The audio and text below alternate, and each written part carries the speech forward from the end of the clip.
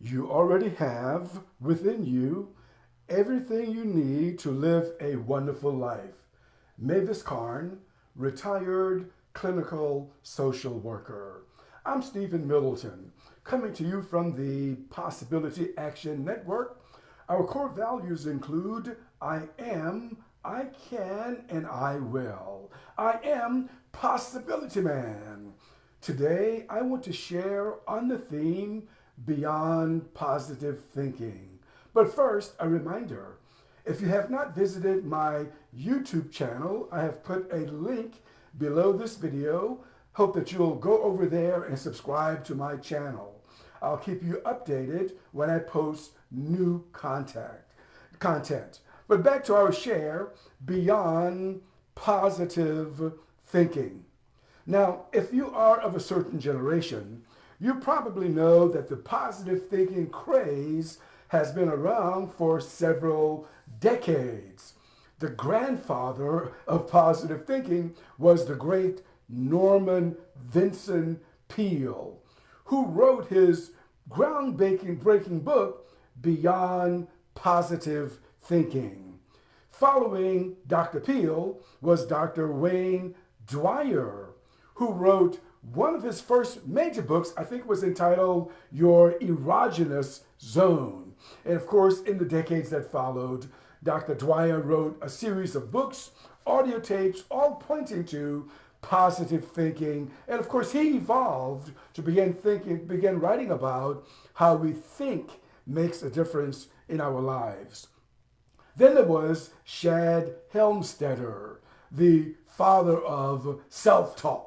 And Shad Helmstetter published a collection of audios where he urged people to begin to talk to themselves in friendly ways.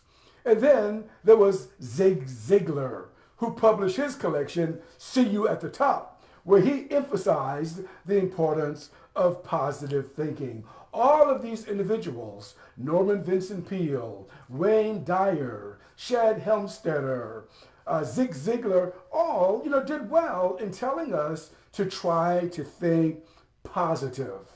Let me ask you a question. If you've tried to think positive all the time, how is that working out for you? How has that worked out for you?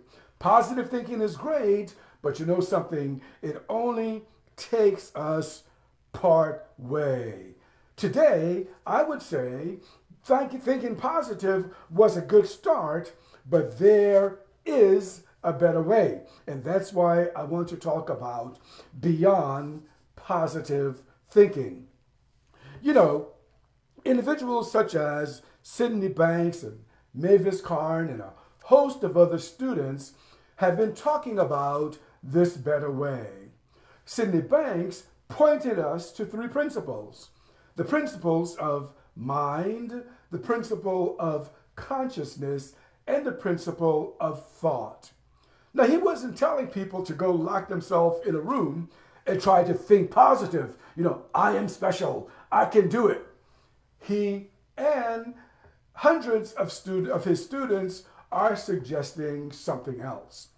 What I believe they are suggesting is that the principle of thought is just is, just like any other principle. The principle of gravity, a principle in physics called the law of dynamics that deal with balancing for individuals who are riding a bicycle. The principle that involves the ocean stopping at the shoreline, year after year, day after day after day, second after second, millennia after millennium, because it's just principle, or the principle that deals with the principle that deals with, as I said again, gravity. There are some principles here. Now, here's what Mavis Karn says about who we are. She says, you are already a completely whole, perfect person. So there is no need then, if that's the case, that there's no need to try to become something more because you already are.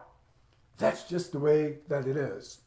She also tells us you already have within you everything you need to live a wonderful life. Well, if that is the case, then what gets in the way? If you already have it, What gets in the way? What gets in the way can only be a thought. Not your thought, but just this notion of thought. Now, here is the way I want you to consider this. Who you are is your default setting. Now look up the word default, and here's what I found. Default is, and I'm paraphrasing of course, a pre-installed setting given to you at birth. Given to you, and of course, I'm including in that. A default setting is a way of being that is always present, which you can return to in any moment. So the point is, you already have it.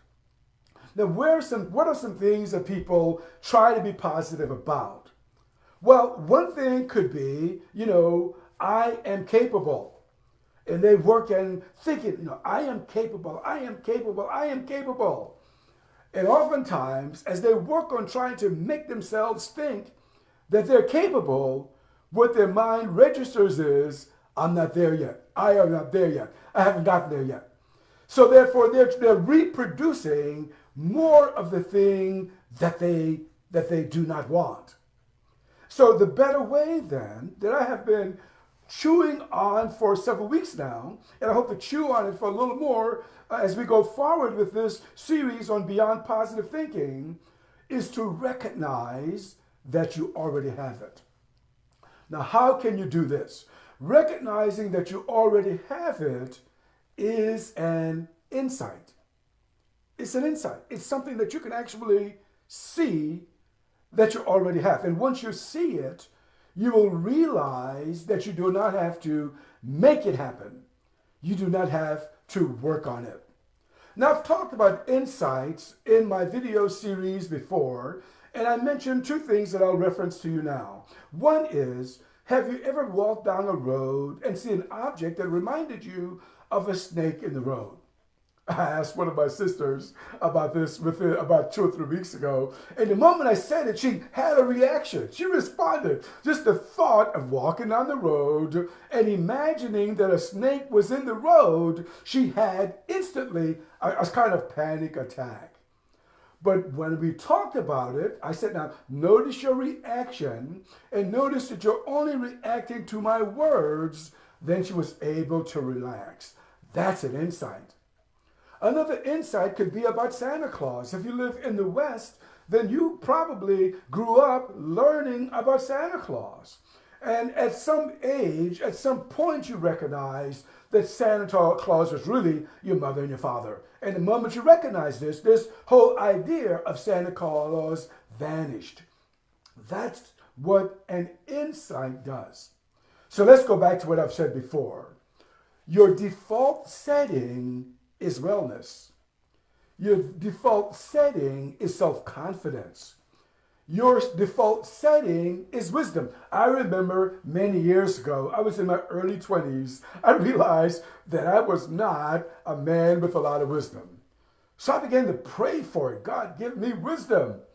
Had I known it then, what I know now, there was no need to pray for wisdom. What's important is to recognize that wisdom is my default setting.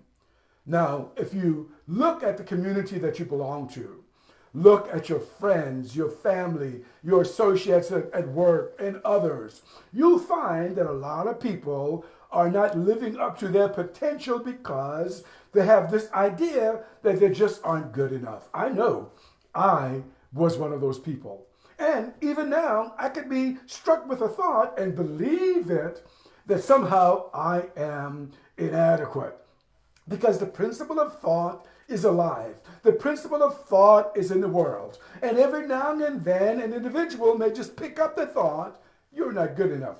You're not worthy. Who do you think you are? Mr. Big Stuff? And then we retreat. We go back to our safe zone. We put our dreams on the shelf because we accept the idea that we just can't do it. Another thought that's roaming in the world is that, well, it's possible for that person she or he grew up in a good family. They went to a good high school, they enrolled in a great college, they're in the right demographics, the right group, so of course they got it made. That thought is not a part of your default setting. What do you do about it? Well, there's not much you need to do about it. What's important is to recognize that you already have the goodness that you're seeking. You already have it because it's preloaded. This is how a human being is designed. Now, the designer, and the designer can be anyone you want it to be, it doesn't really matter. The designer then allows us to adopt the false belief that we don't have it. Why? Well, you'll have to talk to the designer about that. If I were designing a world, and if I was designing human beings, I probably would have made it a little different. I've heard people talk about free will, and we have the free will to do this and the free will to do that. I don't fully understand it yet, but maybe that has something to do with it. But the designer also gave us a feeling system to alert us to when we are off course. I heard a retired doctor. He practiced medicine and he also practiced psychiatry. And he's one of the students of Sydney Banks that I have a reference here on these live videos. He said that our feeling system is a lot like rumble strips that are on the highway. Have you ever been driving down the highway, in recent decades, and you kind of veer off to the right of the road and you're kind of running off the road and you hit this strip on the road and your car begins to rumble, bum, bum, bum, bum, bum, bum, and you make a self-correction? That is what he's talking about. So he suggests, along with Sydney Banks and a lot of his other students, that the designer gave us emotional rumble strips. How do we know when we're off course? How do we know when we're believing a lie? How do we know when we're believing something that's just not true? We know because of the way that we feel. That sucky feeling tells us, oh my gosh, I've picked up a thought along the way that tells me that I am not good enough. What are the implications of this understanding? I like it because one implication is that individuals who believe that they're just nervous people.